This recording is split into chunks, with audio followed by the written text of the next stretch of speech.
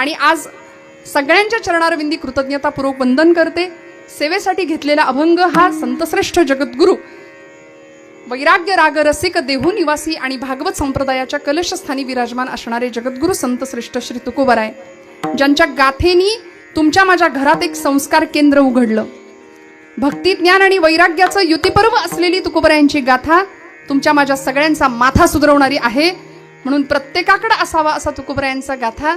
आज या गाथेतला सर्वपरिचित, सगळ्यांच्या पाठांतरातला बहुपरिचित असलेला 4 चरणांचा गोड असा अभंग, भगवंताच्या जवळ जायचं असेल तर जीवन कृतार्थ कसं करावं आणि जन्ममरणाची येरझार संपावी याकरता नेमकं साठवायचं काय याचा कित्ता सांगणारा तुकोबरायांचा हा अभंग आहे. विठ्ठल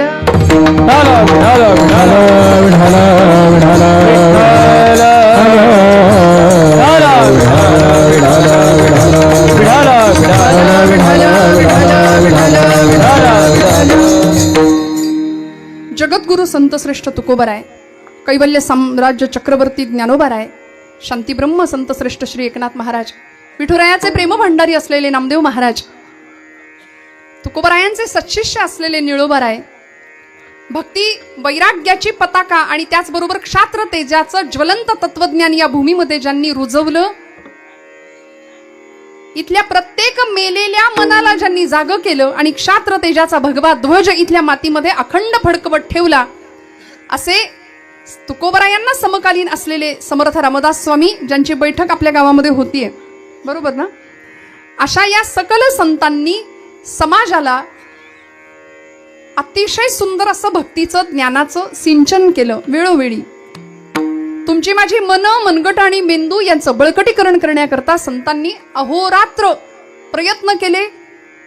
जो ब्रह्म साम्राज्याचा आनंद, जो ब्रह्मानंद स्वतः अनुभवला तो तुम्हाला मला द्यावा याकरता माऊली म्हणतात, मागील या जन्मामुक्त झालो. आम्ही वास्तविक मुक्तावस्थेला पोहोचलेलो आहोत, पण तरी सुद्धा आम्ही आलो तुमच्याकरता. कशाकरता आलो? इथे आम्हाला ज्या आनंदाची प्राप्ती झाली तो आनंद तुम्हाला द्यायला आम्ही आलोय. हे संतांचं वैशिष्ट्य आहे बरं का. आपल्याला जे मिळालं ते दुसऱ्याला द्यावं, याला म्हणायचं संत. आणि आमच्या बाबतीमध्ये थोडासा हा नियम बदलतो.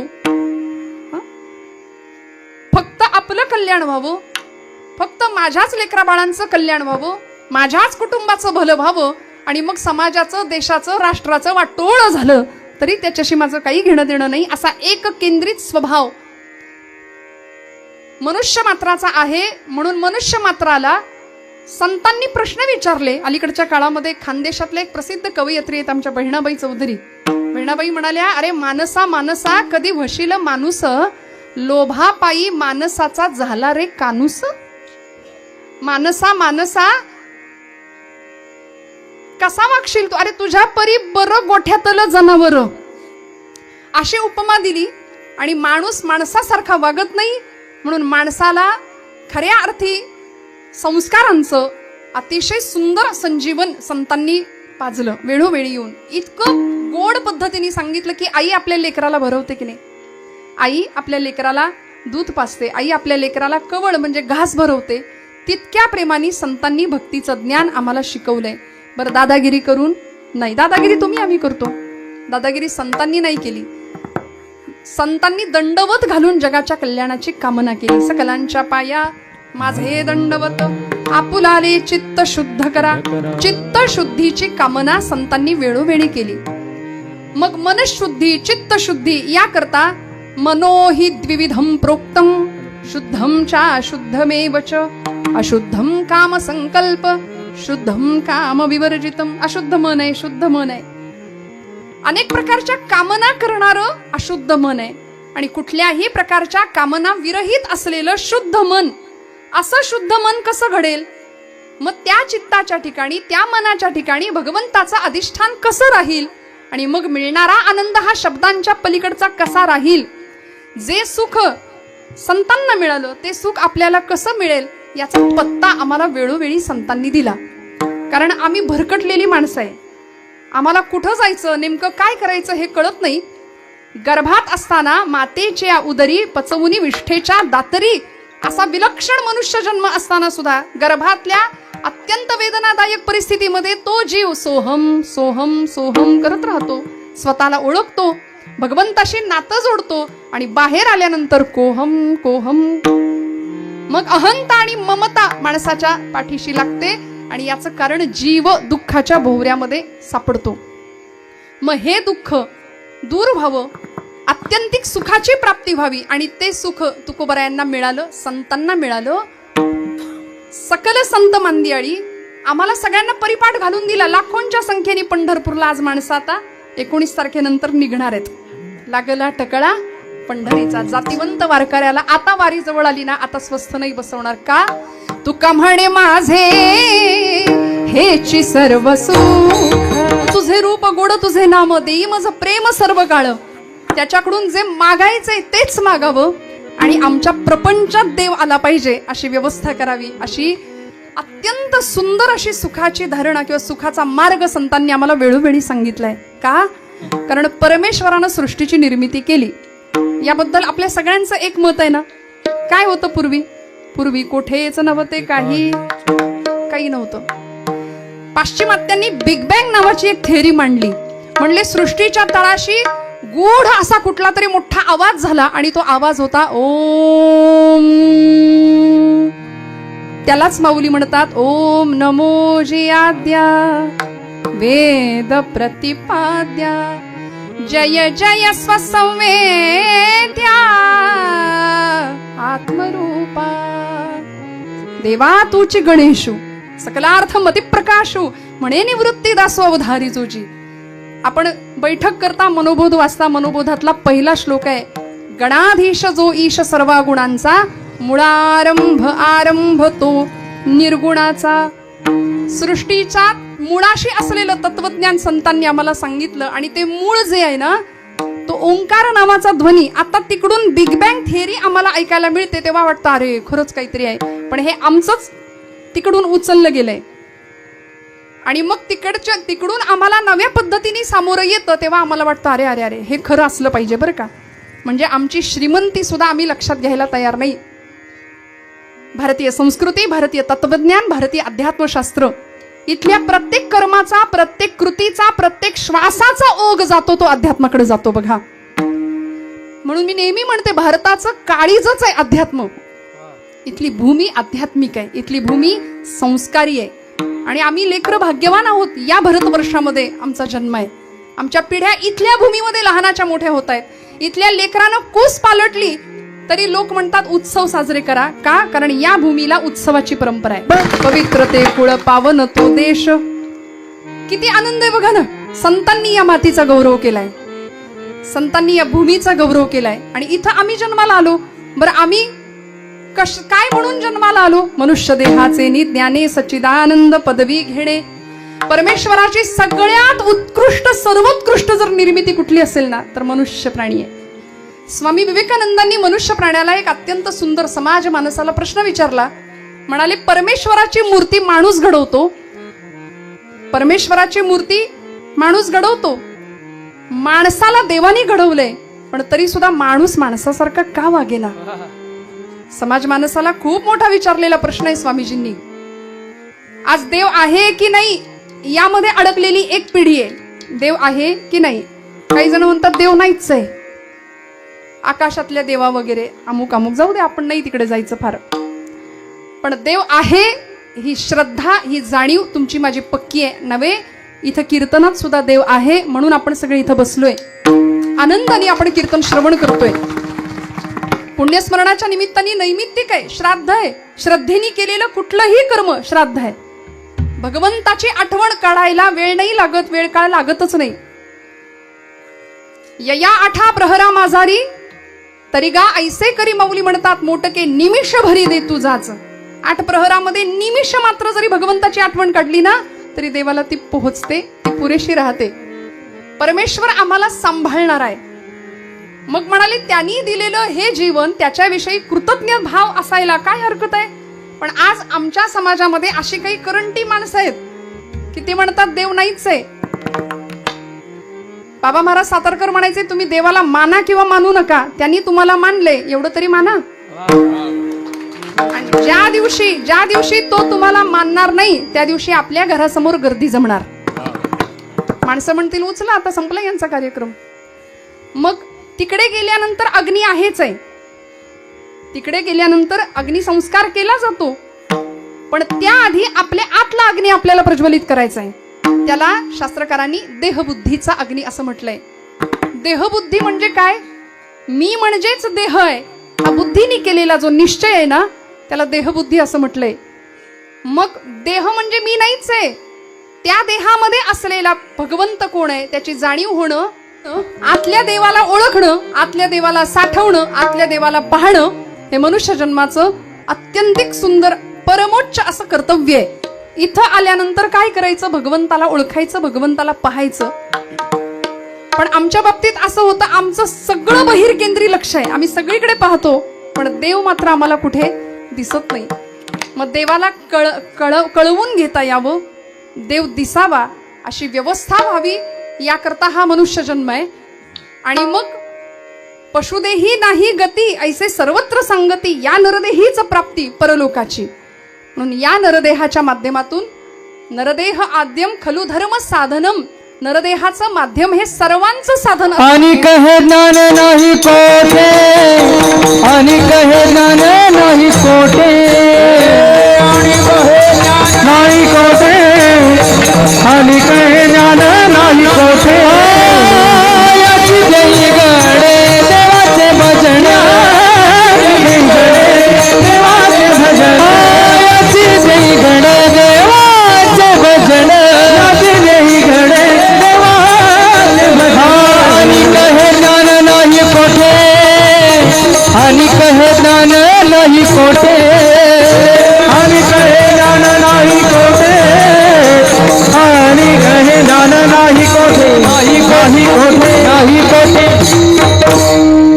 याची देही घडे. वा सागर दादा, देवाचे भजन, देवे दिला देह भजना गुमटा. आता एक आपल्याला पक्क लक्षात राहिलं, देहानीच देव प्राप्त होऊ शकतो, देहाच्या माध्यमातूनच देवाची प्राप्ती होऊ शकते. यद दहते नित्यम तद देहम अशी देहाची व्याख्या केली. जो सतत जळतोय त्याला म्हटलंय देह. तुम्ही म्हणाल कुठं काय जळतंय? हा, मे मध्ये पावसाळा सुरू झालाय, जळतंय कुठं काय? अहो जळतं आतमध्ये रोज अग्नी पेटलेला आहे, त्याला वैश्वानर अग्नी म्हटलं जातं. आणि त्या अग्नीला आम्ही अन्नाची आहुती देतो. ज्यावेळी तो अग्नी प्रज्वलित होतो, म्हणजे डॉक्टर त्याला जठराग्नी म्हणतात, आपण म्हणतो लई भूक लागली, भूक लागली की त्या अग्नीला आपण अन्नाची आहुती देतो.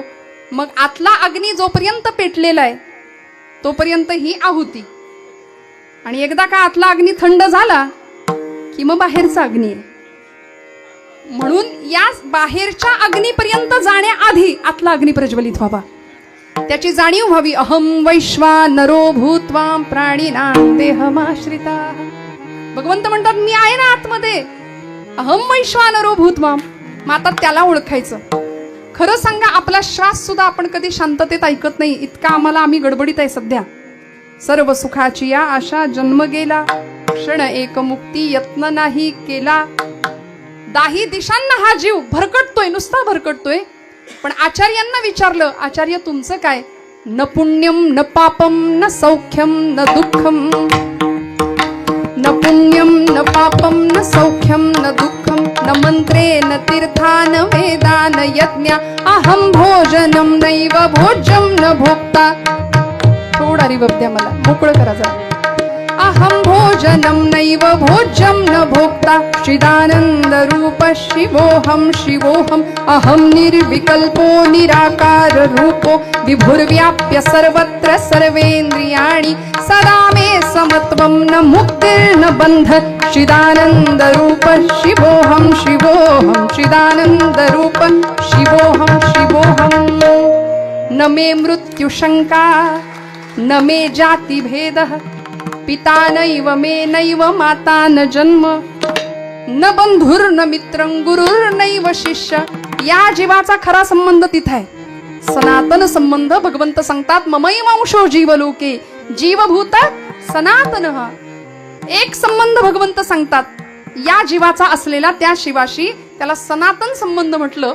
आणि मग या देहाच्या माध्यमातून आम्ही त्या शिवतत्वापर्यंत पोहोचू शकतो.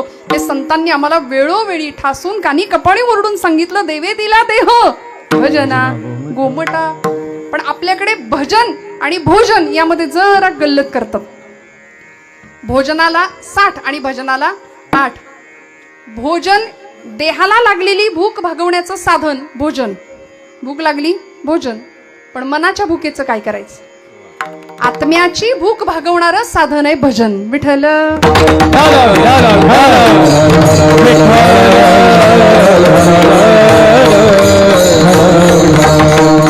माऊली म्हणतात स्वभावतः मनुष्य हा भजनशीळ आहे. देखे मनुष्य जात सकळ स्वभावतः भजनशीळ. मग आम्ही भजनशीळ स्वभावताच असो, आमचा पिंडच येतो, तरी सुद्धा आम्ही भजनाकडे काय येत नाही? याचं कारण असं आहे की आमची श्रीमंती आम्हाला माहिती नाही. आम्ही कुणाचे वंशज आहोत, आम्ही कुणाचे अंश आहोत हे आम्ही जाणत नाही. आणि याकरता प्रत्येक वेळी नरदेहाचं सार्थक संतांनी आम्हाला सांगितलं की आता हा मिळालेला नरदेह आहे ना, याचं सार्थक करायचं असेल, आनंद साम्राज्याचा धनी व्हायचा असेल ना, तर म्हणाले या देहाच्या माध्यमातनं हे देह साधन आहे आणि त्या साध्यापर्यंत आम्हाला पोहोचायचंय. जन्माला आलेला प्रत्येक जीव वासांसी जीर्णानी यथा विहाय नवानी गृह्णाती नरोपराणी यथा शरीराय विहाय जीर्णान्याति सय्यानी नवानी देही. इथं आलेला प्रत्येक जीव जाणार आहे. भले भुले मोठे पुरुष महापुरुष आले, प्रत्येकाला जावं लागलं. इथं कुणी कायमस्वरूपी राहायला आलंय का? गेले ते पामर जीव किती किती असंख्यात मंडळी आली आणि गेली. इथं असलेल्या प्रत्येकाला हे मान्य आहे की आपल्या सगळ्यांना जायचंय. मान्य आहे ना? सगळ्यांना जायचंय. खो खोचा डाव आताची मुलं खेळत नाहीत, पण खो खोच्या खेळामध्ये ज्याला खो बसलाय त्याला उठावं लागतं. तो जर म्हटला मी उठणारच नाही तर डाव मोडेल, खेळ मोडेल. हा सृष्टीचा नियम आहे. अंतिम अटळ असलेलं सत्य इथं आलेल्या प्रत्येकाला जायचंय. ओवी आपल्याला पाठ आहे, सगळ्यांना माहितीये. उपजेते नाशे नाशिले पुनरपी दिसे. यक्षराज प्रकरण आहे महाभारतामध्ये. या महाभारतामध्ये यक्षराजांनी धर्माला अत्यंत सुंदर सुंदर प्रश्न विचारलेत. त्यातला एक प्रश्न असा होता, धर्मराजा जीवनातलं सगळ्यात मोठं आश्चर्य काय आहे? तेव्हा धर्मराजांनी उत्तर दिलं, अहन्यहानी भूतानी गच्छन्ति यम मंदिरम तेषा स्थिरत्वमिच्छन्ति किमाश्चर्यमतः परम. धर्मराजांनी उत्तर दिलं, म्हणाले आमच्यापैकी एखादा जर माणूस निघून गेलं, इहलोकाची यात्रा त्यांनी संपवली, तर त्याला पोहोचवायला आप्तेष्ट परिवार, मित्रमंडळी, नातेवाईक सगळे जातात. कुठे? यम मंदिरम. यमाचं मंदिर आपण घाट म्हणतो, स्मशान म्हणतो, है की नाही, नदीवर म्हणतो. गेलो सगळी मंडळी तिथे जातात. आणि काय होतं धर्मराज सांगतात, तिथे गेल्यानंतर जाणाऱ्या माणसाबद्दल तेवढ्या हळहळ व्यक्त केली जाते. जीवनाची नश्वरता आम्हाला कळते. मनुष्य जन्मात काही नाही बघा, काही नाही. काल आम्ही एकत्र चहा प्यायलो, काल आम्ही एकत्र व्यवस्थित बोललो, आणि आज ती व्यक्ती निघून गेल्यानंतर आम्हाला तिथं येतं ते स्मशान वैराग्य. ते तेवढ्या पुरतच असतं. घरी आल्यावर आम्ही म्हणतो मस्त आलं टाकून गरम चहा कर ग. हे मनुष्य जन्माचं.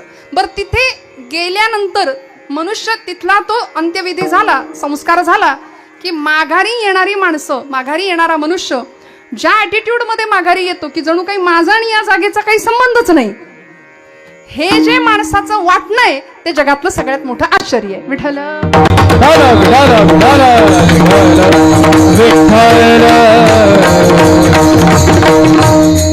मग आम्हाला सुद्धा यायचंय आणि जायचंय, यायचंय आणि जायचंय. हा अखंड चालू असलेला आमचा व्यवहार आहे. तुकोबरायांनी त्याला शब्द वापरलाय व्यापार. अखंड येणं आणि जाणं चालू आहे. आणि यालाच संसार असं ज्ञानोबरायांनी ज्ञानेश्वरीत सांगितलं. उपजणे आणि निमणे या नाव संसार. संसार आम्ही समजतो तो वेगळा, घरदार, बायका, पोरं, बंगला, गाडी, हा आमचा संसार झाला. माऊली म्हणतात येणं आणि जाणं याला म्हटले संसार. उपजणे आणि निमणे, जग, ज्या जगात आम्ही येतो तिथं जन्मणं आणि गमन करणं म्हणून जग असं म्हणतो आपण, बरोबर. मातीतून यायचं आणि मातीतच मिसळायचं. मग या संसारामध्ये, या रहाटगाडग्यामध्ये पुन्हा पुन्हा पुन्हा पुन्हा या चक्रामध्ये फसण्यापेक्षा संतांना जो व्यापार जमला तो आम्हालाही जमावा, याकरता आपली ही येरझार संपावी ही तुकोबरायांची इच्छा आहे. दुसऱ्याच्या त्यांची सरली येरझार झाला सफल व्यापार. आपल्यापैकी बरीच मंडळी व्यापारी आहेत, बिझनेस करणारी आहेत. कुठला व्यापार, संतांनी कुठला व्यापार सांगितला आणि आम्ही कुठला व्यापार समजतो. आमच्या व्यापारामध्ये आम्हाला नफा आणि तोटा एवढंच कळतं. पण संतांचा व्यापार सफल झाला, तुमचा माझा व्यापार सफल व्हावा ही तुकोबरायांची इच्छा आहे. त्यांची सरली येरझार झाला सफल व्यापार. आम्ही जो व्यापार समजतो तो संतांना अपेक्षित नाहीये. इथं आल्यानंतर फक्त सुखाची वखवख, आधुनिक सुखाच्या साधनांनी माणसाची वखवख वाढवली आहे. भक्तीनं आणि अध्यात्मानं माणसाला मिळालेल्या आनंदात तृप्त आणि समाधानी राहण्याची वृत्ती शिकवली आहे. जीवनात नसलेला आनंद मिळवायचा कसा आणि असलेला आनंद वाढवायचा कसा हे ज्याला कळलंय ना तो भक्त आहे. ज्याच्या माध्यमातून कळलं ती उपासना आहे. ज्यांच्यामुळे चित्तवृत्ती प्रशांत होते, अंतर्वृत्ती बहरून येते, दुसऱ्याच्या हृदयातलं दुःख जाणण्याची संवेदनशीलता प्रतीत होते, त्याला म्हणायचं अध्यात्म. आणि हे अध्यात्म ज्यांना कळालंय त्यांना म्हणायचं संत. आणि अशा संत हृदयाचे लोण्यासारखं हृदय संतांचं समाजाने दिलेला सगळा छळ हसत हसत सहन केला आणि तुमच्या माझ्या कल्याणाचाच विचार केला. बाबा रे म्हणाले किती फिराल, किती येरझार कराल या रहाट गाडग्यामध्ये. पुनरपि जननम पुनरपि मरणम पुनरपि जननी जठरे शयनम. पुन्हा पुन्हा पुन्हा पुन्हा या चक्रामध्ये आम्ही फसतो. प्रचंड वासनेच्या आहारी आमचा मनुष्य जीवन जातं आणि जन्म घेणे लागे वासनेच्या संगे. या न्यायाने पुन्हा पुन्हा पुन्हा पुन्हा आम्ही जन्माला येतो. 84 लक्ष योनी मात्रांमध्ये हा जीव भरकटत राहतो. मग दया येते संतांना आणि संत माऊलीच्या अंतःकरणाने आम्हाला सांगतात की आम्ही जो आनंद अनुभवलाय ना तो आनंद तुम्हाला मिळाला पाहिजे. आनंद आम्ही अनुभवतो ते सुख, बर का, सुख आम्ही अनुभवतो ते सुख. बरं, ते सुखही खरं नसतं आणि त्याच्या पाठी आलेलं दुःखही खरं नसतं. संतांनी आनंदाचा अनुभव घेतला आणि आनंद स्वरूप कोण आहे? एकमेवा द्वितीय असलेलं ब्रह्म, तेच आनंद स्वरूप आहे. आनंद अद्वय नित्य निरामय. आनंद अद्वय नित्य निरामय. आनंद अद्वय नित्य निरामय. आनंद अद्वय नित्य निरामय. एका निज ध्येय योगियाचे, एका निज ध्येय योगियाचे. हे समचरण साजिरे विटेवारी, हे समचरण साजिरे विटेवारी. हे समचरण साजिरे विटेवारी. हे समचरण साजिरे विटेवारी. आनंद अद्वय नित्य निरामय. आनंद स्वरूपाची प्राप्ती मिळाली. जीवन मरणाची येरझार संपली आणि आम्ही भगवत स्वरूप झालो. अद्वैताचा साक्षात्कार प्राप्त झाला. आपल्याला नाही का असं वाटत की आम्हाला सुद्धा देव भेटावा, देव पाहता यावा? मग येरझार संपायची असेल आमची सुद्धा, जी संतांची संपली. ज्ञानोबराय तुमच्या माझ्या करता आले. मुक्तावस्थेला गेलेले सगळे संत पुन्हा जन्म घेतला तुमच्या माझ्या उद्धाराकरता. आणि आम्हाला सुद्धा अनंत जन्माची पुण्याई आहे म्हणून आज आम्ही सगळे इथं आहोत, बरं का. अनंत जन्मोनी पुण्य होया, अनंत जन्मोनी पुण्य होय. पुण्य होय.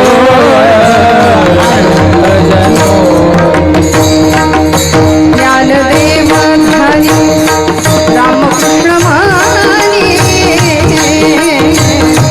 अनंत जन्मोनी पुण्य होय. अनंत जन्मोनी पुण्य होय. ज्ञानदेव धनी रामकृष्ण मानी, अनंत जन्मोनी पुण्य होय. अनंत जन्मोनी पुण्य होय.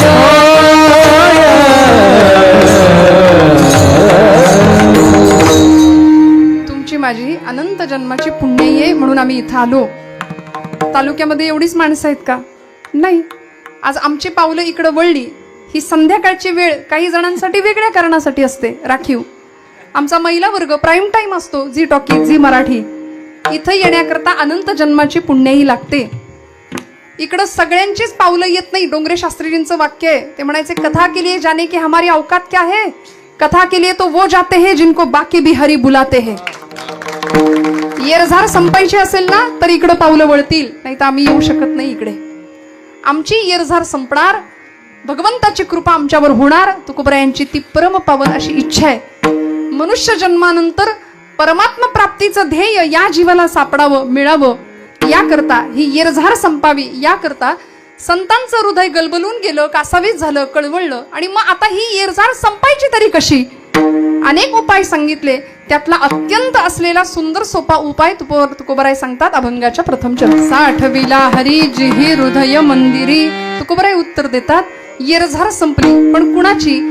साठविला हरी जिही हृदय मंदिरी. त्यांची सरली येरझार, झाला सफल व्यापार. हृदयामध्ये भगवंताला ज्यांनी साठवलं त्यांची येरझार संपली. येणं आणि जाणं संपलं. कुणाचं? हृदयामध्ये ज्यांनी देवाला साठवलं त्यांचं. आता प्रश्न असा, देव हृदयात साठवता येतो का? तुकोबरायांनी जर सिद्धांत मांडला तर त्यामध्ये अजिबात काही खोटं नसणार आहे. कारण महाराज काही साधं सुद्धा काम नव्हतं. पाहिली पुराणे, धांडोळीली दरुशने, असा महाराजांचा अधिकार आहे. महाराज सिद्धांत करतात, साठविला हरी जिही हृदय मंदिरी. त्यांची सरली येरझार, झाला सफल व्यापार. भगवंताला हृदयामध्ये साठवायचंय. आम्हाला साठवणं म्हटलं की परत आम्ही प्रपंचाकडेच जातो. साठवायचं म्हटलं की आमचा बँक बॅलन्स आम्हाला आठवतो. चांगलं भक्कम मजबूत तिकडे साठवायचं एवढंच आम्हाला माहिती. पहिलं पै गाठी मारायच्या. पैसा सगळा ना देवाचा, ना देशाचा, ना धर्माचा विचार. जुनी माणसं म्हणायची, उष्ट्या हातानं कावळा सुद्धा कधी हाकलत नाही. अशा वृत्तीची माणसं. दातृत्वाचा गुण नाही. बघा ना, देण्यामध्ये किती आनंद आहे. आम्हाला साठवणं माहिती आहे. पण तुकोबराय सांगतायत काय साठवायचं? आम्ही प्रपंच साठवतो, नश्वर साठवतो, नश्वर संसार गोळा करत बसतो. आणि मग तो कुठे जाईल त्याचं रक्षण करता करता आयुष्यभर दुःखाच्या या फेऱ्यामध्ये पुन्हा पुन्हा पुन्हा पुन्हा चक्रा मारत बसतो. दुःखाला कारण ठरतो हा जीव. करते पण स्वतःकडे घेतो. पण काय साठवायचं? तुकोबराय म्हणले, हरीला साठवा. साठविला हरी जिही हृदय मंदिरी. ज्यांनी भगवंताला हृदयामध्ये साठवलं त्यांची येरझार संपणार आहे. मग आता हरीला बघायचं झालं तर हरी केवढा मोठा आहे. तुका म्हणे व्यापक नभा, होई अणुचाही गाभा. होई अणुचाही गाभा, होई अणुचा. तुका म्हणे व्यापक नभा, होय अणुचाही गाभा. होय अणुचाही गाभा, होय अणुचाही गाभा. कुणाला साठवायचं? आपण जागेत ना सगळे. साठवायचंय कुणाला? भगवंताला. कुठं साठवायचंय? हृदयात साठवायचंय. हृदय केवढं आहे? डॉक्टरी शास्त्र सांगतं, आपल्या मुठीचं आकारमान जेवढं असतं तेवढं आपलं हृदय असतं. मग एवढ्याशा हृदयामध्ये नभा इतका विशाल असलेला भगवंत साठवता येतो का? हा पहिला प्रश्न.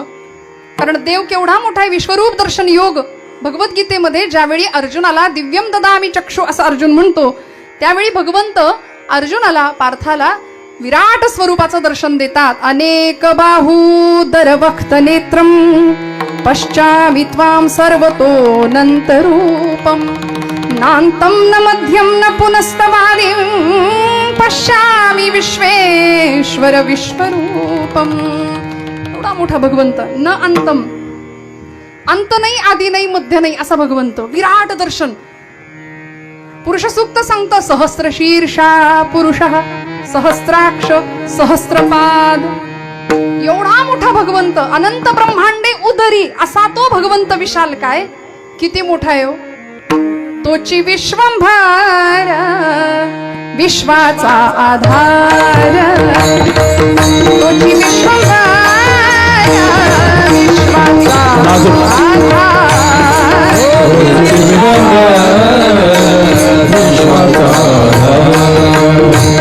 तोची विश्वंभर विश्वाचा आधार. तोची विश्वंभर विश्वाचा आधार.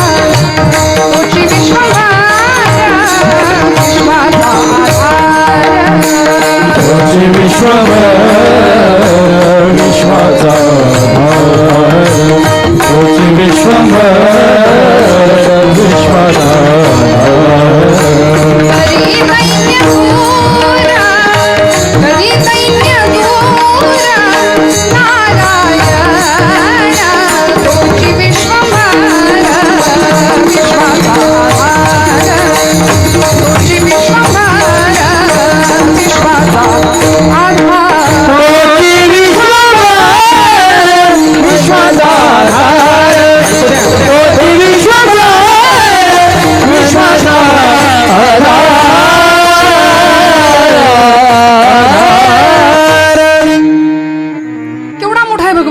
तोची विश्वंभर विश्वाचा आधार.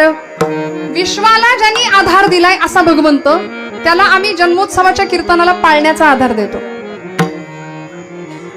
विठ्ठल विठ्ठल.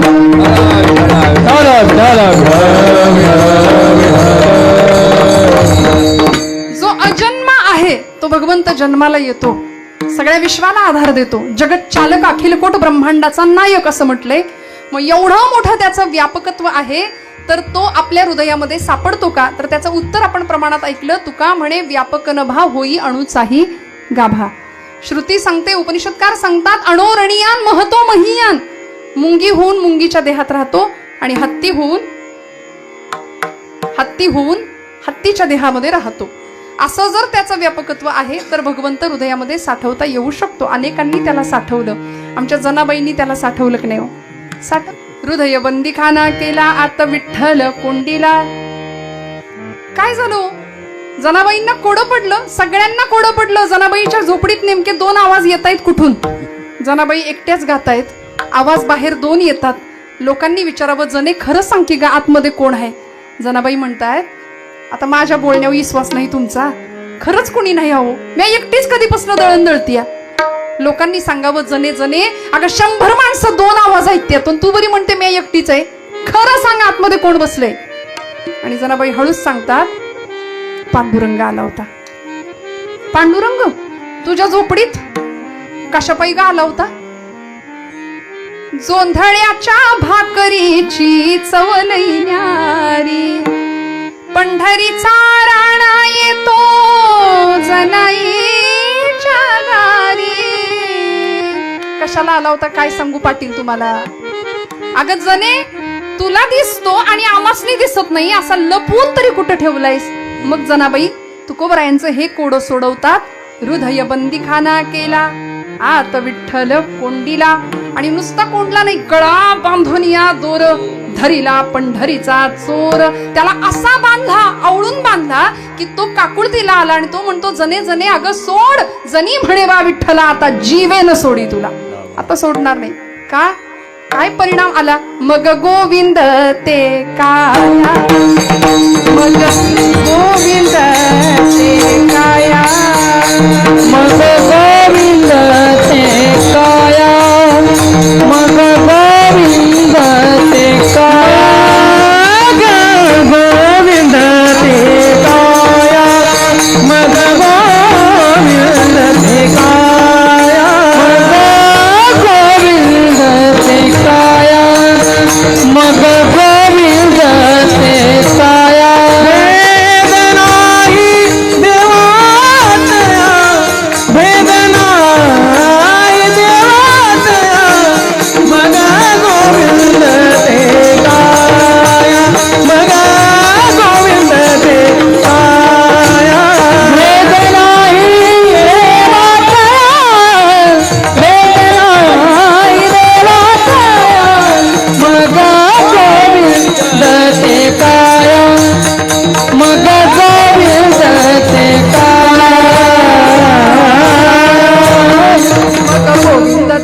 या भेदनाची देवात, या भेदनाची देवात, या गोविंद ते काया भेदनाई देवात, मग गोविंद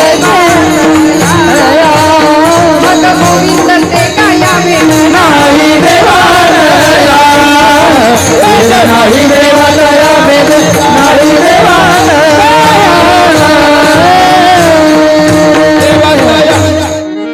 प्रभाव पडला आमच्यावरती. मग गोविंद ते काया. ही जाणकार मंडळी आहे, संप्रदायातली मोठी माणसं आहेत. अहो मी आपल्या समोर काय वेडे वाकुडे गाईन परी तुझा असं म्हणवीन. मला धाकटं पण घ्यायला खूप आवडतं. माऊली म्हणतात ना, जे जगा धाकुटे होई जे ते जवळीक माझी. आज पंचकृषीतली सगळी नेहमी कीर्तन ऐकणारी माणसं आपण इथं आहात. अनेक प्रमाणांची रेलचेल करणारी गायनाचार्य मंडळी इथं आहेत. आपण काय वेगळं नव्याने सांगायचं? जनाबाईंनी त्याला कोंडून ठेवला, जनाबाईंनी त्याला साठवला. धन्य त्याची माता, धन्य त्याचा पिता, धन्य त्याची माता, धन्य त्याचा पिता, धन्य त्याची माता, धन्य त्याचा पिता, धन्य त्याची माता.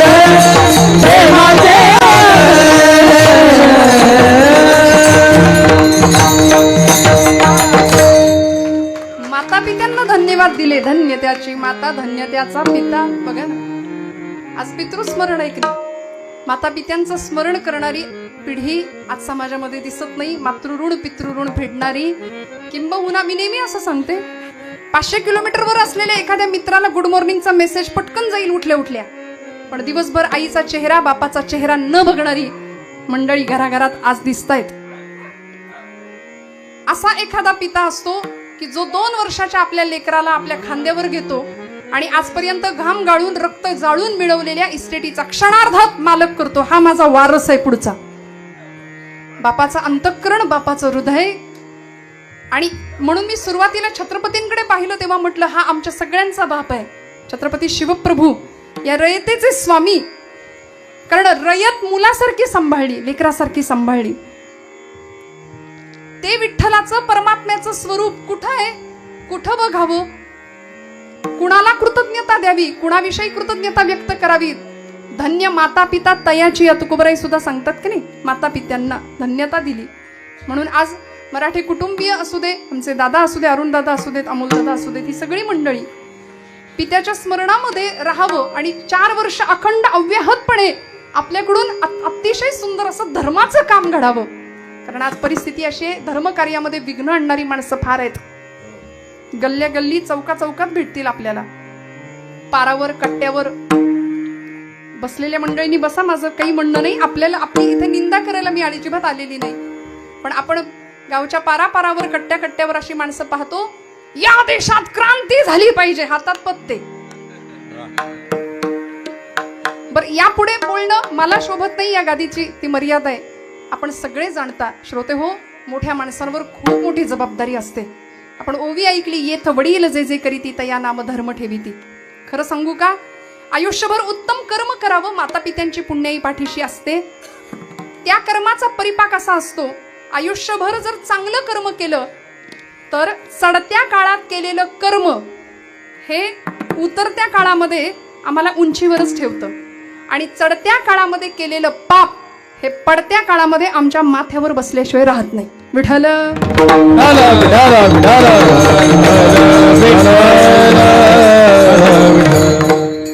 बापजाद्यांची पुण्याई असते, माता पित्यांची पुण्याई असते, ती पुण्याई आम्हाला कामी येते.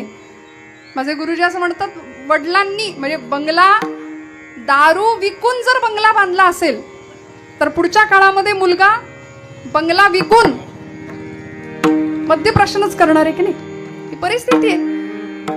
आज मोठ्या माणसांवर जबाबदारी आहे. वडील जर रोज पानपट्टीवर जात असतील तर मुलगा दुसरं काहीच करणार नाही, काहीच नाही करणार. व्यसन फॅशन याच्या आहारी निघालेली आमची चंगळवादाच्या आणि भोगवादाच्या आहारी निघालेली पिढी का कीर्तन ऐकायची? अध्यात्माच्या माध्यमातून परिशुद्ध असं जीवनाचं कल्याण व्हावं, अतिशय उदात्त हेतू आम्हाला संत मांदियाळींनी दिलाय. असे सुंदर आदर्श आमच्यासाठी ठेवावेत. भगवंताला हृदयात ज्यांनी साठवलं, छत्रपती शिवप्रभूंच्या गळ्यामध्ये कायम 64 कवड्यांची देवी भक्तीची माळ असायची. हृदयस्थ सतत जगदंबेचा उच्चार असायचा, जगदंब उदयोस्तु, जगदंब उदयोस्तु. अखंड हर हर महादेव हा सैन्याचा टाहो होता, गजर होता. ज्यावेळी 150 मावळ्यांच्या धारोष्ण रक्ताचा अभिषेक शिवशंभू महादेवाच्या पिंडीवर वाहतो ना, वाहिला जातो, त्यावेळी शपथ घे, समर्पित केलं जीवन देव देश धर्मासाठी.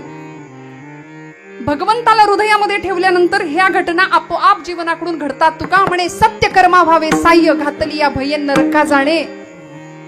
इथं आम्ही खचलो ना तर आम्हाला ती वाट संतांनी दाखवली आहे. त्यामुळे तुमच्या माझ्याकडून उत्तम कर्म घडावं, जे जे उत्तम उदात्त उन्नत महन मधुर तेते, आणि पुढच्या पिढ्यांसमोर, पुढच्या उज्ज्वल भवितव्यासमोर आमचा आदर्शाचा कित्ता असा सुंदर राहावा. 6 जूनचा उद्याचा दिवस, रायगडावर 32 मण सोन्याचं सिंहासन सजलं ना, भगवंताचं अधिष्ठान हृदयात होतं. त्यात जगदंबेला प्रार्थना केली होती, देवी उमे कालिके आदिशक्ती शिवानंदिनी भक्त कल्याणिनी.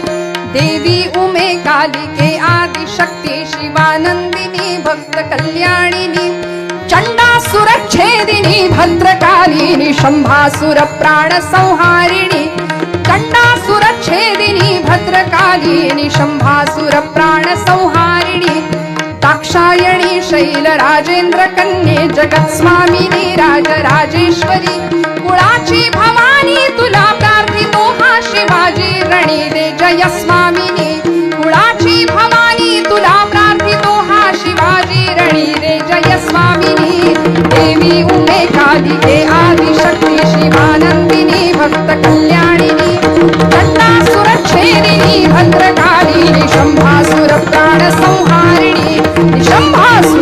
प्राण संहारिणी निशुभासुर प्राण संहार हर हर. आई जगदंबेचं अधिष्ठान समोर ठेवलं, शंभू महादेवाचं अधिष्ठान समोर ठेवलं. हर हर महादेव हा सैन्याचा जागर का? हृदयामध्ये देवाचं अधिष्ठान राहिलं. त्यामुळे येणाऱ्या हजारो पिढ्यांसाठी अतिशय सुंदर असं आदर्शाचं दान माझे राजे देऊन गेले. 32 मण सोन्याचं सिंहासन रायगडाच्या भूमीमध्ये सजलं. झुकल्या वाकल्या गर्विष्ठ माना या शिवमंदिरी हा इतिहास या भूमीचा घडला. मग मला सांगा, अधिष्ठान देवाचं होतं. जिजाऊ माऊलींनी आई म्हणून प्रचंड मार्गदर्शन केलं आणि आपल्या राजकारणाचा दीर्घ अनुभव छत्रपतींना वेळोवेळी देत राहिल्या. त्याचा परिणाम असा झाला, एक शककर्ता राजा महाराष्ट्राला मिळाला. शिवाजी राजे कुठूनही असे आकाशातून आले किंवा देवीने असा आशीर्वाद दिला, इकडून लाईट आली, टीव्हीत बघतो आपण तसं काही, आणि मग राजे तयार झाले असं आपण नाही ऐकत. आईला किती कष्ट घ्यावे लागत असतील, पित्याला काय कष्ट घ्यावे लागले असतील. प्रचंड तडजोड आणि प्रचंड संघर्ष करून अशी व्यक्तिमत्व घडतात. म्हणून प्रत्येक वेळी धन्यता दिली जाते माता पित्यांना. ज्यांनी हृदयामध्ये भगवंताला साठवावं अशी इच्छा व्हावी ती पुण्याई असते आई वडिलांची. सावतोबांचं उदाहरण आपण ऐकतोय. काय केलं? भगवंताला हृदयात साठवलं. आरणगाव पंढरपूर अत्यंत जवळ असलेलं गाव, काही कोसांवर, पण तरी सुद्धा कधीही पंढरपूरला न जाणारे आमचे सावतोबा, कधीच नाही. आणि मग रुक्मिणीने एक दिवस पांडुरंगाला विचारलं ना आईसाहेबांनी, अहो सगळे लोक एवढी गर्दी करतात पंढरपुरामध्ये, पण असा कोणी भक्त आहे का हो की जो पंढरीला येतच नाही? सगळे पंढरपूरला येतात पण सगळ्यांना वैकुंठ प्राप्त होतो का देवा? हे कोण विचारते? इकडून बर का, इकडून आवाज आला. तसा आमचा आवाज जास्त असतोच, घरात सुद्धा असतो ना या वर्गाचा आमचा. तुम्ही जरी मागा असला तरी घरात आपला आवाज असतो की नाही? हो म्हणा, तुम्ही म्हणा हो.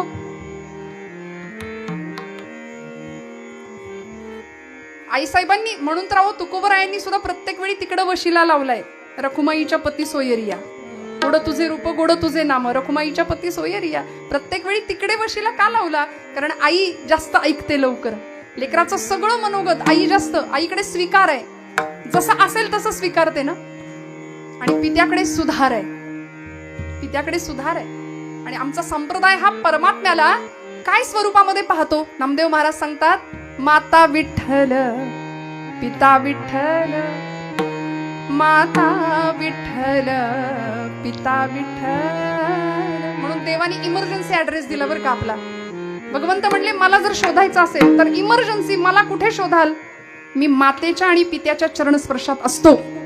आत्याच्या प्रत्येक तरुण पिढीने, तरुण बांधवांनी लक्षात ठेवावं, घरामध्ये असलेल्या वयोवृद्ध असलेल्या माता पित्यांच्या चरणामध्ये भगवंत आहे. आमचा एखादा तरुण बांधव पटकन म्हणून जातो, आमची आई अडाणी आहे, तिला नाही काही कळत, आमचा बाप अडाणी आहे, त्याला नाही काही कळत. अहो 4 पुस्तकं कमी शिकली असतील, पण त्यांच्या रूपाने अनुभवांचं अख्खं विद्यापीठ तुमच्या माझ्या घरात वावरत असतं. नामदेवांना आम्हाला कानी कपाळी ओरडून सांगावं लागलं, माता विठ्ठल पिता विठ्ठल, माता विठ्ठल पिता विठ्ठल, माता विठ्ठल पिता विठ्ठल, माता विठ्ठल पिता विठ्ठल, बंधू विठ्ठल गोत्र विठ्ठल, बंधू विठ्ठल गोत्र विठ्ठल, तीर्थ विठ्ठल क्षेत्र विठ्ठल, तीर्थ विठ्ठल क्षेत्र विठ्ठल, तीर्थ विठ्ठल क्षेत्र विठ्ठल. देव विठ्ठल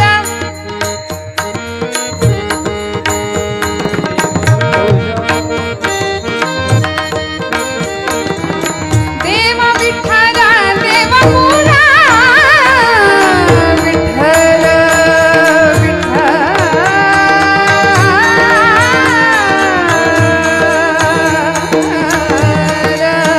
विठ्ठल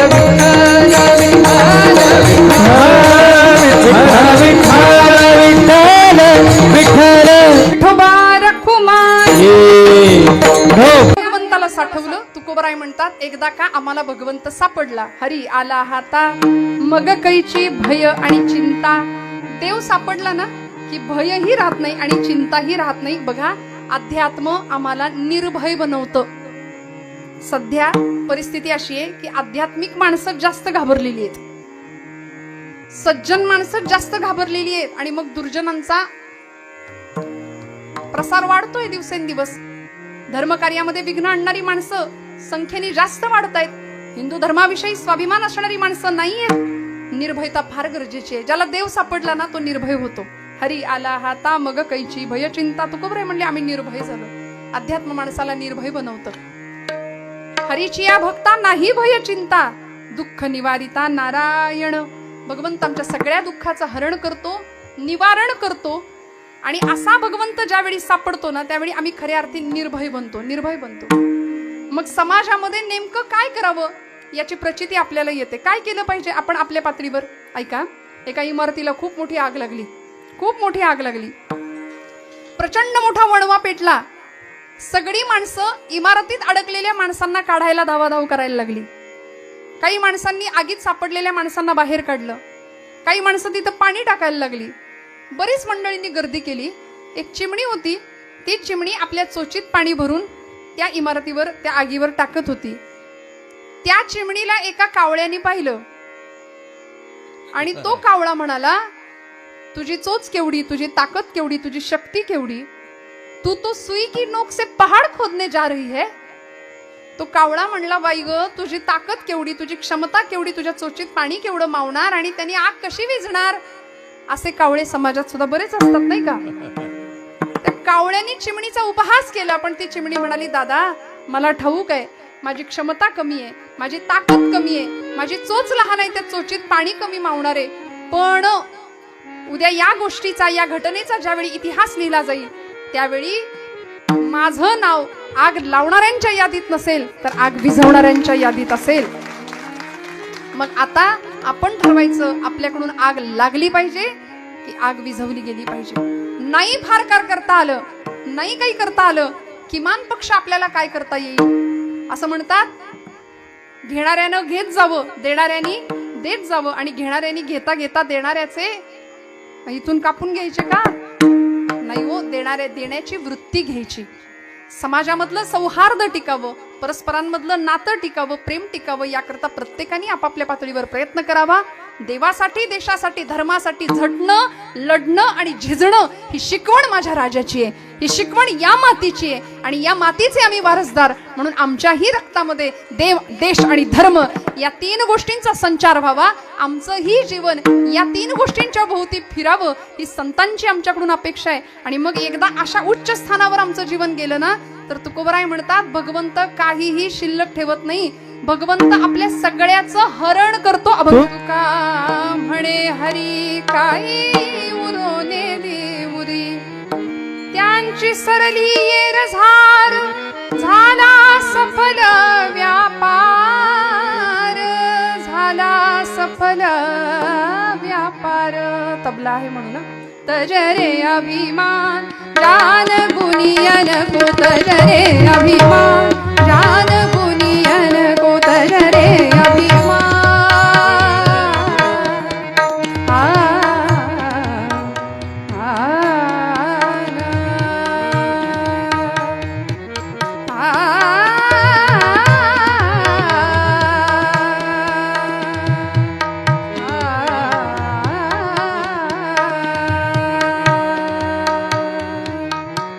तजरे अभिमान जान गुनियन को, तजरे अभिमान जान गुनियन को, गुण की सेवान मान अवमान, गुण की सेवान मान अवमान. तजरे अभिमान जान गुनियन को, तजरे अभिमान, तजरे अभिमान, तजरे अभिमान.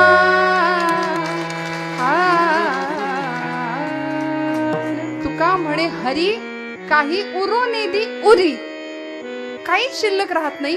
भगवंत सगळ्याचं हरी म्हणजे हरण करतो. हरी म्हणजे हरण करणारा. हराम्यघम च स्मर्तॄणाम.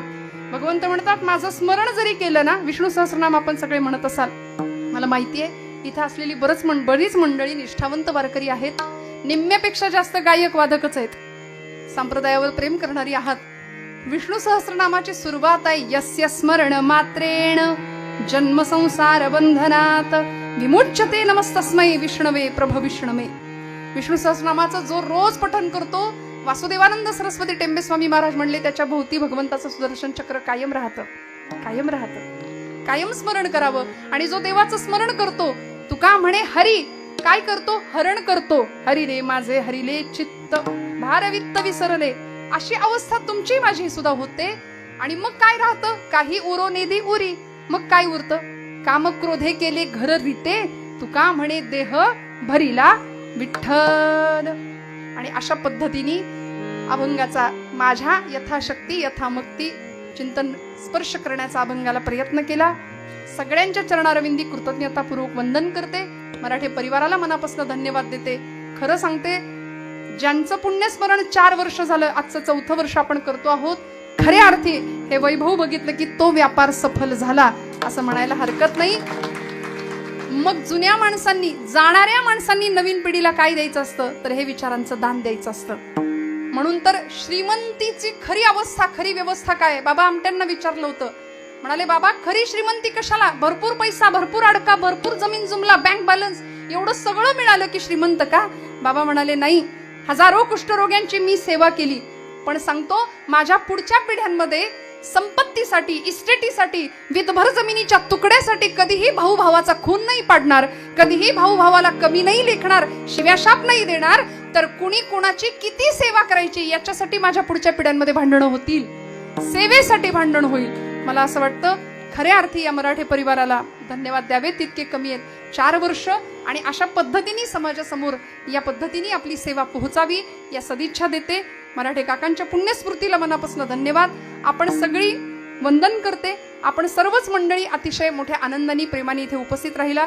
संतांची भूमी असं यूट्यूब चॅनल आहे आमच्या कैलास दादाचं, आणि शिवाय इथलं मला वाटतं इथलंच यूट्यूब चॅनल आहे. मनापासून सगळ्यांना त्यांनाही वंदन करते. पंचकृषीतले सर्व राजकीय, सामाजिक, शैक्षणिक, धार्मिक, पारमार्थिक क्षेत्रातली सर्व मंडळी, सगळ्यांच्या चरणारविंदी कृतज्ञतापूर्वक वंदन. बोलत असताना काही वेळवाकडं गेलं असेल तर मोठ्या अंतकरणाने क्षमा.